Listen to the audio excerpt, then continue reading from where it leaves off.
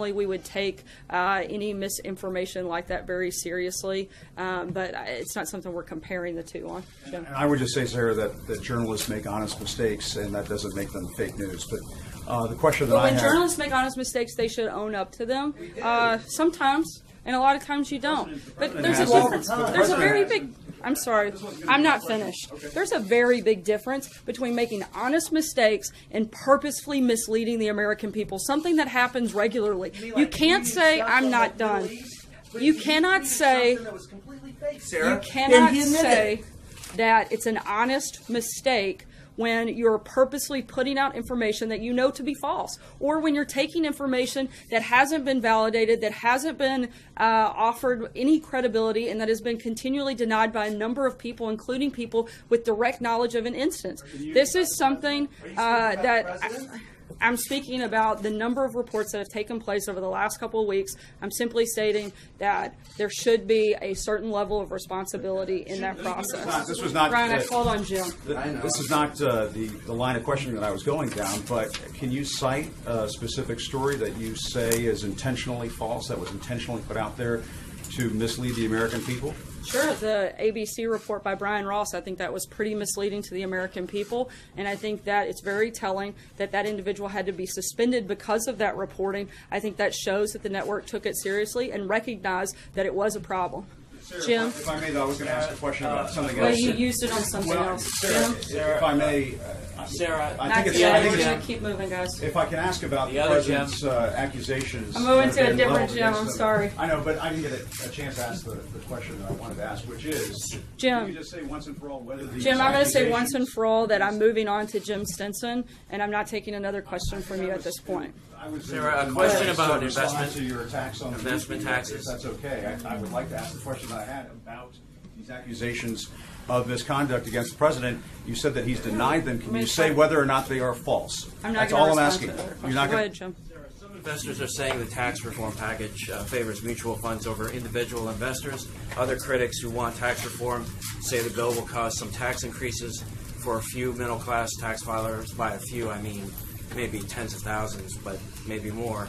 Will the president sign the tax bill even if there are inadvertent tax increases and some of the criticisms are correct?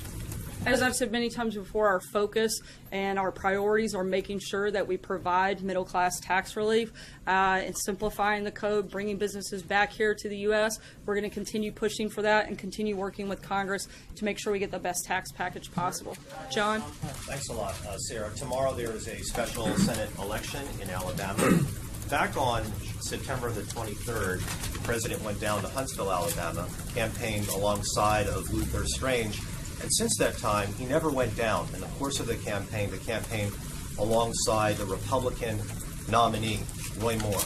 Was the president embarrassed in terms of campaigning alongside Roy Moore? Is that the reason why we didn't see him down there in Alabama? Look, the president has spoken directly about this race and who he supports and who he doesn't. Due to the legality of that, I'm not going to go any further and would refer you back to his past statements. April? Sarah, what is the disconnect as it relates to this White House when it comes to then candidate Trump bringing the accusers of Bill Clinton to the debate against Hillary Clinton, and now the accusers of Roy Moore making these accusations and his accusers? What's the disconnect here? Look, as the president said, he found the allegations troubling. And if they were true, then he should step aside, and ultimately the people of Alabama will make a decision in that race. Trey? His own accusers, though. He has accusers as well. Look, the president has firsthand knowledge on what he did and didn't do.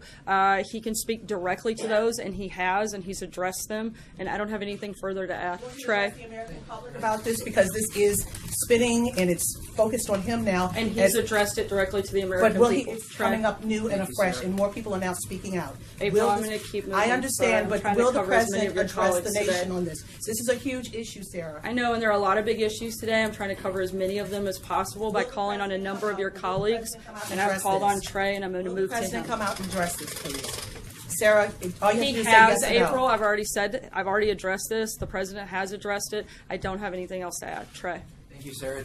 Today, the suspected terrorist in New York City was described as a Bangladeshi immigrant. Bangladesh is not on the president's travel ban list. Does today's attack change the way that President Trump is evaluating travel restrictions? Look, we do know, and the Department of Homeland Security has confirmed that the suspect was admitted to the United States after presenting a passport displaying an F-43 family immigrant visa in 2011. And so we know that the president's policy calls for an end to chain migration, which is what this individual came to the United States through. And if his policy had been in place, then that attacker would not have been allowed to come in the country. That's why the president has pushed for not one part of immigration policy, but a responsible and total immigration reform. And that's why we have to look at all sectors and do what we can to make sure we're doing everything within our power to protect the American people. Olivier? Thanks, Sarah. At the top of your remarks about ISIS, about the attack today in New York City, you talked about the need to destroy the ideology animating would-be attackers and actual attackers. What policy changes are required to do that? How do you defeat an ideology that's been attempted since 9/11 with really no great success? What are you doing differently? What can you do differently in order to do that? I think one of the best ways that we have moved forward is in a process where we're allowing the members of the Department of Defense to aggressively move forward in defeating ISIS, and in hopes annihilating a lot of that evil ideology through part of that process. We're going to continue pushing and continue looking for the best ways possible to make sure that we protect Americans. Jessica? Quick ones on Korea. Do you have an update on sanctions? Last week you said it would be coming in a number of days. And secondly, Victor Cha was just nominated to be the Republic of Korea ambassador. Do you have any comment? On the first part, we're working through a legal process, and again, hope to have details further on that. It's a little bit more complicated. Once we get through that, we'll be able to walk through a little bit more detailed on the reason for some of the delay. And on the other, I don't have any personnel announcements or comments on that at this time. Go ahead. Sarah, I'm interested in the comment you made about the suspect in New York. Does the White House has any proof that this suspect was radicalized outside of the United States? He's been a lawful permanent resident living here for some time. I can't get into any further details on that front at this point, but as we have them available, we'll be happy to let you know. Jennifer? Why would his chain migration be an issue unless you were saying that there are certain parts that I'm allowed to discuss at this point in the process. That's one of them. Anything further I can't get into at this point, but as soon as I can, we'll be happy to let you know. Jennifer? On space, the president's going to announce this afternoon. Will he call for an increase in spending for NASA, or will there be commercial partnerships, or will he reduce NASA funding in other areas, such as for earth science, which includes the study of climate change? I'm not going to get ahead of the president's announcement that's coming later today, but we'll have further details once that process is completed. Cecilia? Two questions. Who were the eyewitnesses who dispute these allegations against the president? And can you stand here right now and say without a doubt, 100% certainty that the more than dozen women who have come forward to accuse this president of misconduct are lying? Do you wrestle with this personally at all? I'm here to speak on behalf of the president, and I can say that the president has directly responded and said that these allegations are false, and that's what I'm doing and relaying that information to you. In terms of the specific eyewitness accounts, there have been multiple reports, and be happy to provide them to you after the briefing is completed. Brian? So let me just follow up on that question a little bit. As a woman standing out there talking to us, I know your job is to relate what the president says. Have you ever been sexually harassed, and do you understand, and I'm not saying by the president, I'm saying ever, and secondly, do you have an empathy for those who come forward, because it's very difficult for women to come forward?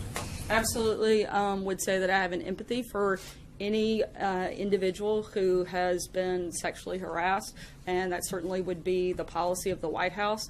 I'm not here to speak about my personal experience on that front, but I'm here to relay information on behalf of the president, and that's what I'm focused on doing here today. Zeke. Following up on the president's announcement last week on Jerusalem as the currency capital of Israel, we saw days of protests, sometimes violent protests in the Middle East, changes to the vice president's schedule as he goes to the region. Does the White House acknowledge, the president acknowledge that decision increased tensions in an already volatile region? Look, we're continuing to urge calm, and we're open and willing and want